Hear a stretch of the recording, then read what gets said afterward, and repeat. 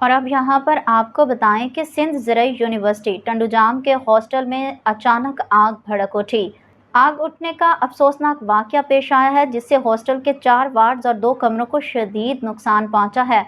آگ لگنے کی وجہ ابتدائی اطلاعات کے مطابق شارٹ سرکٹ بتائی جا رہی ہے۔ واقعے کے وقت ہاسٹل میں طالب علم یا کوئی عملہ موجود نہیں تھا کیونکہ یونیورسٹی میں تعطیلات کی وجہ سے کمرے خالی تھے۔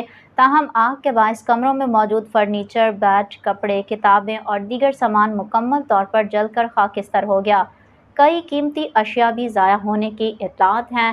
آگ کی اطلاع ملتے ہی فائر بریگیڈ فوری طور پر موقع پر پہنچ گئے اور ریسکیو آپریشن کا آغاز کر دیا۔ فائر بریگیڈ کے عملے نے کئی گھنٹوں کی کوشش کے بعد آگ پر قابو پا لیا جس سے مزید پھیلاؤ کو روکا جا سکا۔ خوش قسمتی سے واقعے میں کوئی جانی نقصان نہیں ہوا۔